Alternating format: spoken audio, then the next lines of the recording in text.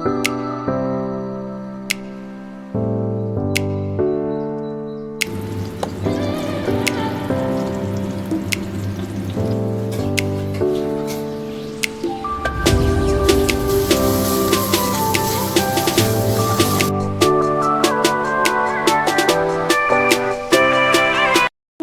বন্ধুরা, কেমন আছো? আশা করি সবাই ভালো আছো।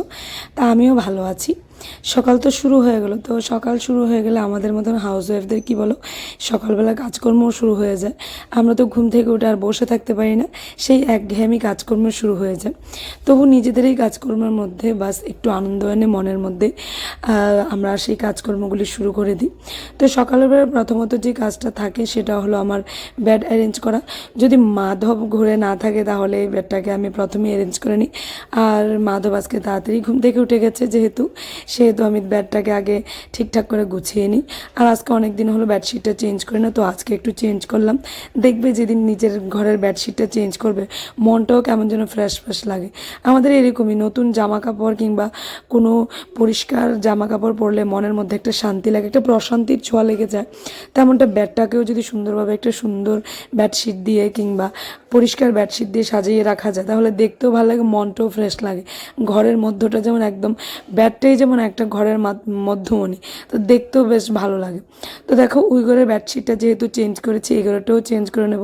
অ্যাকচুয়ালি বেডশিটগুলো অনেক পুরনোই, তো নতুন করে সাজিয়ে গুছিয়ে নেওয়ার তার কিছু নেই, তবুও পুরনোটাকে একটু নতুনত্ব আনিয়ে দেওয়ার চেষ্টা করি। তারপর ঘরটাকে একটু দেখো ঝাড় দিয়ে নেব। এটা তো প্রথমত কাজ থাকে ঘর ঝাড় দেওয়া। আর আমার ঘরে যে প্রচণ্ড পরিমাণে চুল থাকে তোমাদেরকে বলে বোঝাতে পারবো না। এত পরিমাণে চুল আমার মাথা থেকে ঝরছে, বুঝতে পারছি না কেন।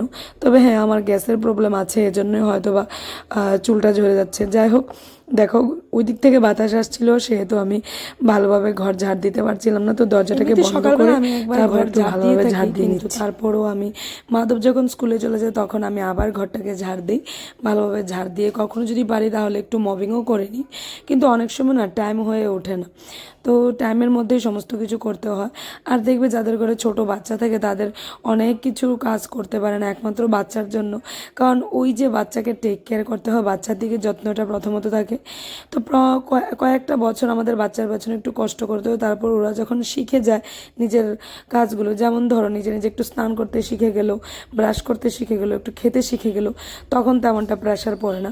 আর নয়তো মার উপর প্রচণ্ড প্রেশার পড়ে, যেমন আমার মেয়ের পেছনে তেমনটা কিছু আমার এফোর্ট দিতে হয় না, যদি ও নিজের কাজটা নিজেই করতে পারে, কিন্তু বাচ্চা ছেলের তো অনেকটা টাইম আমার দিতে হয়।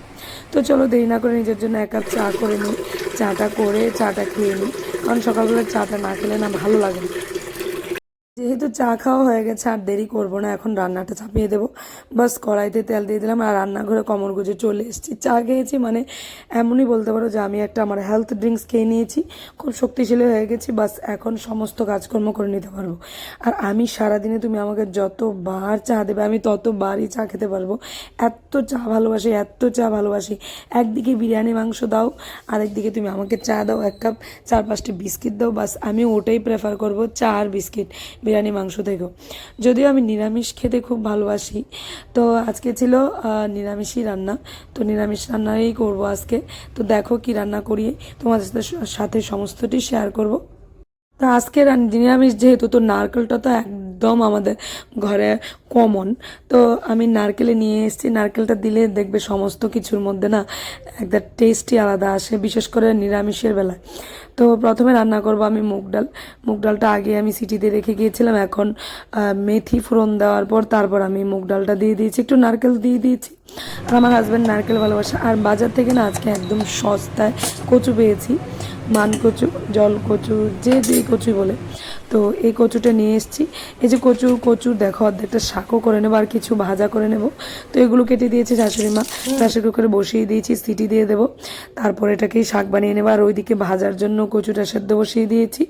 এদিকে দেখো কড়াইতে আবার দিয়ে দিয়েছি শুকনো লঙ্কা, তেল দেওয়ার পর, তো শুকনো লঙ্কা দেওয়ার পর পাঁচফোড়ন দিয়ে দিয়েছি। যেহেতু কচুর শাক করবো তো একটু আমি আগে থেকে একটু জিরে গুঁড়ো ধনে গুঁড়ো আদা গ্রেট করে আর কাঁচা লঙ্কা কেটে রেখেছিলাম। তো এগুলো দিয়ে দিয়েছি, মোটামুটি একটু কষে আসার পর বাস আমি নারকেলটা দিয়ে দিয়েছি। এখন একটু ভালো করে এগুলিকে ভাজা ভাজা করে নেব। ভাজা ভাজা করার পর তারপর ওই যে কচুটা সেদ্ধ করে নিয়েছিলাম, তো কচুটা দিয়ে দিয়েছি। তো দেখো কচুটা দিয়ে দেওয়ার পর আমি কয়েকটা টমেটো দিয়ে দিয়েছি। মোটামুটি অনেকটা ফ্রাই হয়ে গেছে। এখন শুধু জলটা যতক্ষণ না শুকিয়েছে ততক্ষণ নামাবো না। তো জলটা শুকিয়ে গেলে বাস নামিয়ে নেব। আর আজকে না আমি ভেবে রেখেছি যে মাধবকে আজকে আমি কচুর শাক দেবো। আসলে বাচ্চাদেরকে ছোটোবেলা থেকে সমস্ত কিছুর অভ্যাস করতে হয়। কি বলতো, মেয়ে তো প্রথম প্রথম সন্তান ছিল আমার, তো অনেকটা প্যাম্পারিং করে বড় করেছি, কিন্তু বুঝিনি বাচ্চাদেরকে এত প্যাম্পারিং করে বড় করাটা উচিত না।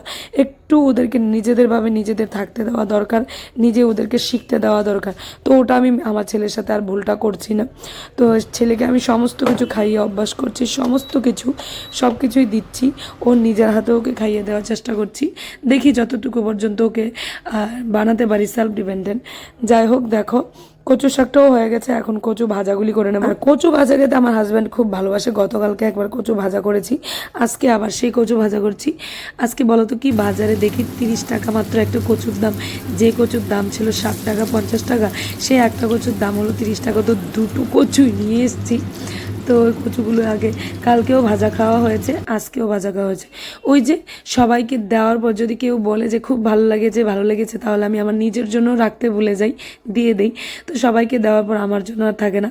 তো ভাবলাম গতকালকে তো একটা মাত্র কচু ভাজা খেয়েছি, সবাই খেয়েছে, আজকে আমি আমার জন্য অন্তত দুটো গুছিয়ে তুলে রাখবো খাওয়ার জন্য। নয়তো ভালো লাগে না, কারণ মেয়েও ওই দিন খাবে না বলে আবার খেয়ে নিয়েছে। তো ইদানিং মেয়েকেও দিয়েছি। ওর আবার টনসিলের সমস্যা আছে, আমি ওকে কচুটা দিতে চাই না। জানি না টনসিলের সমস্যা থাকলে কি কচুতে কোনো ক্ষতি করে নাকি, তবু দিতে চাই না। তো দেখো আমার রান্নাবান্নাও তোমাদের সাথে কথা বলতে বলতে কমপ্লিট। নিরামিষ যেহেতু, এই চাটনিটা আমার শাশুড়ি মা করেছে, টমেটো দিয়ে আমসত্ত্ব দিয়ে কচু শাক করেছি, আর মুগ ডাল নারকেল দিয়ে করেছি। এই ছিল আজকে আমাদের মেনু দুপুরের। তো রান্নাবান্নাও কমপ্লিট করে নিলাম, সমস্ত কাজকর্মে মোটামুটি আমার এখন শেষ। এখন আছে কিছু কিছু অন্য কাজ, যেগুলো দেখবে তোমরা। কি কাজ? কাপড় চোপড় কিছু গোছানো থাকে, কাজের কি আর শেষ আছে? ওই যে বসে বসে কাপড় চোপড় গোছানো, বোতলে জল ভর্তি করা, এগুলো বাসন মাজা, এগুলোকে আর কাজ বলে মানি না। কারণ এত বড় বড় কাজগুলি করি না। কাপড় ধোয়াটা এত বড় কাজ যে রোদ থেকে কাপড় এনে কাপড় গুছানোটাকে আর বিশেষ কোনো বড় কাজ মনে করি না, ছোট কাজেই মনে করি। তো কাপড়গুলো গুছিয়ে নিচ্ছি। অন্যদিন মেয়ে কাপড়টা গুছায়, কিন্তু ওর টিচার চলে এসছে, এই জন্য ও কাপড়টা গুছায়নি। যা হোক, আমি গুছিয়ে নিচ্ছি কাপড়। তো দেখো সমস্ত কাজকর্ম তো শেষ হয়ে গেল, এদিক দিয়ে টাইমও হয়ে গেল মাধবকে স্কুল থেকে আনার। আমার না ইচ্ছা আরও কিছুক্ষণ যদি ও স্কুলে থাকতো, তাহলে কিছুটা টাইম আমি আমার নিজের জন্য আরও কিছুটা টাইম বার করতে পারতাম। তো ওকে স্কুল থেকে আনতে যাবো, চুলগুলো আঁচড়ে নিচ্ছি। সারাদিনে চুল আঁচড়ানোরও টাইম পাইনি। দেখো এখন রেডি হয়ে নিচ্ছি, ওকে আনতে যাবো। তো মাধবকে স্কুল থেকে এনে শুরু হয়ে যাবে আরেকটা পর্ব কাজের। কারণ ও আসলে তো বাস অন্য কাজ কিছু করতে পারবো না, ওর সাথেই থাকতে হবে। তো ওকে আগে নিয়ে আসি, নিয়ে এসে ওকে খাওয়াবো, আমি খাবো, হাজব্যান্ড আসবে, হাজব্যান্ডকেও দেবো, মেয়েকেও খেতে দেবো, মেয়েও খেয়ে নেবে। তারপর দেখো, তো চলো খাওয়া দাওয়া করে নিলাম। তোমাদের সাথে একদম ডাইরেক্ট দেখা করছি। মাধবও চলে এসছে স্কুল থেকে, খাওয়া দাওয়া করে নিয়েছি। তো টাটা বলছি তোমাদেরকে, এখন ন্যাপ নেওয়ার পালা। টাইম হয়ে গেছে, সমস্ত জানালা আমি বন্ধ করে নিচ্ছি, বৃষ্টি আসবে দেখতে পাচ্ছি। তো এখন ন্যাপ নিয়ে নেব। এই যে দেখো জানলাগুলি সমস্ত কিছু বন্ধ করে নিচ্ছি। তো টাটা, আজকে এতটুকুই। তোমাদের জন্য নেক্সট একটা ব্লগ নিয়ে আসবো। তো ততক্ষণ পর্যন্ত বাই বাই, ভালো থাকবে।